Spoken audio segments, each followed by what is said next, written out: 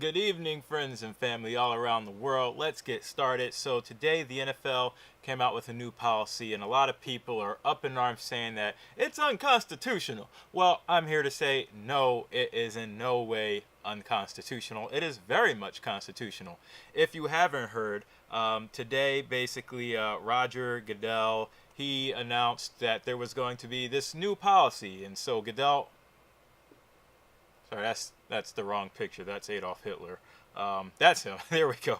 So today, Roger Goodell announced that the NFL said basically all players who are on the field when the national anthem is heard before a game must stand, or they can choose to remain in the locker room without penalty. Basically saying that teams will be subject to a fine if a player disobeys. Basically, if a player decides to sit, kneel, lay on the ground, do anything but stand in honor of the flag and the national anthem, the team that player is on will be fined. And again, this is the latest from the Nazi Football League, as I'm starting to think it's being called. But again, it's not unconstitutional.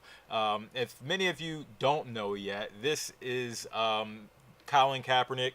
He was the person who kind of started the whole kneeling thing, and it was what many people think in response.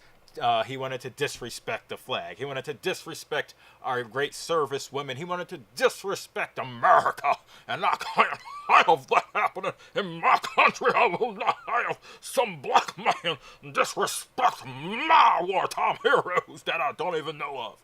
So that was not the reason. Colin Kaepernick took a knee because he was protesting police brutality, primarily against African Americans and people of color.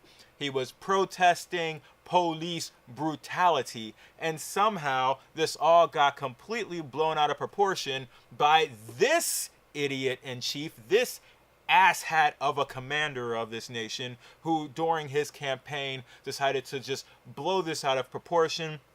And it basically set a whole bunch of things in motion, which has led us to today, with the NFL saying, you know what, we're not going to deal with this anymore. Players can either stay backstage, or if you're going to be out here, you got to stand. And again, this is unconstitutional, and let me tell you why. The NFL is not a publicly owned company. It is a really interesting, it used to be not for profit, but now it can't be labeled as that anymore because they wanted to save like $10 million in tax money, which again, they're like maybe even up to $10 billion industry now, the NFL. But every single team has an owner, like Shad Khan of the Jacksonville Jaguars, who's very interested in moving his team to England. So I wonder how that will work, if they'll be under the same regulations to stand for the British anthem, which I don't even know what that anthem is. It's probably something about the Queen and things like that. But it just, again, it's not unconstitutional because the teams are owned by owners. And if you go to Investopedia, it really does break it down really easily. The NFL forbids, corporations from holding majority stakes in its teams.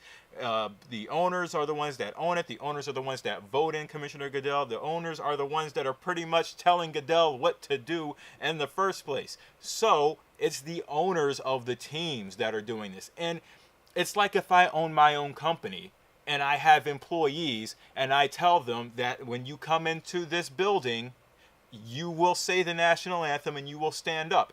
That's pretty much what it is. It is constitutional for the owners to be able to tell people that work for them willingly how they should act. That's the bottom line. And if anyone doesn't agree with that, then let's argue about it. But basically, you have all these owners. They own their companies. It's not a publicly traded company. From Jerry Jones to Robert Kraft, they all own their companies. They all own these companies, and they have the right to tell their employees whatever they want them to do. And if you are an employee and you're not happy with that, then you can go find another job. Now, many of the members of the NFL Players Association, which is kind of like the union for the NFL of all the players, they have come out against this. You had Malcolm Jenkins, who came out and he had a pretty lengthy argument where he basically said, and I quote, "What NFL owners did today was thwart the players' constitutional rights to express themselves." No, this is basically players' constitutional rights versus owners' constitutional rights, and you both have constitutional rights. But guess what? The owner of a company trumps the worker at a company. Do you guys get what I'm saying here? Like, you can't have your employees just doing whatever they want to do against the owner's will of his own company. He created the team. He owns the team. His parents may have created it and bequeathed it to him. This is owner. It's person versus person. We can't look at these teams as corporate entities. They are entities that make lots of money, but there is an owner who still should have his desires, met. And if you're an employee for that owner, then so be it. Now, I feel like they were lenient. They were lenient in saying that players could stay backstage or in the locker room while the anthem is being played and do whatever if that's how they so choose to continue to protest. And a lot of this, you have Malcolm Jenkins saying that, this provides them a platform. Well, you have a platform, Malcolm Jenkins. You can go on Twitter and people will pick this up just like we all did. He said he disagreed with the decision. He has a platform. All of these sports players, they have plenty of platform. That's why so many black men want to be sports players today, because they have a platform, more so than a black engineer such as myself, more so than a black neurosurgeon. You guys actually have a platform. Basketball players, you all have a platform. Sports is such a dominant industry in America. You have a platform even without having to protest on television. You can go anywhere and people will know who you are. You can stage a protest and you'll be on the national news. And then you also had another Eagles player, and I hate the Eagles to begin with, so I'm not going to agree with most of what they say to begin with, but I do agree with Chris Long. He said this is fear of a diminished bottom line for the owners. It's also a fear of a president turning his base against a corporation towards the owners. This is not patriotism, and you're right. I don't think it is patriotism on the owner's side, but it is not unconstitutional either. So he says, don't get it confused. These owners don't love America, which, come on, that's kind of strong. Maybe Shad Khan doesn't love America because he wants to move the team to England. Maybe he has more love for England, but you can't just say that they don't love America. I mean, this is really just pitting people's patriotism against people's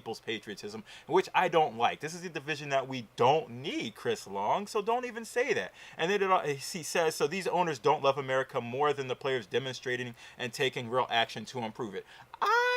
I don't agree with that at all. It also lets you, the fan, know where our league stands. And basically, no, it does not. It's basically saying that the league still, okay, so they stand with making money. The owners stand with maximizing their profit. And to me, why is that so wrong? Again, let me know what you guys think. I'm not going to go on any longer because I've already hit my 8-minute mark for what was supposed to be a 5-minute video. But it just is really interesting how these players are coming out and saying it's unconstitutional. Again, I don't think it's unconstitutional. Actually, I know for sure that it's not unconstitutional. So please, let me know your thoughts. That's my take on it, and I will see you all tomorrow. Peace out.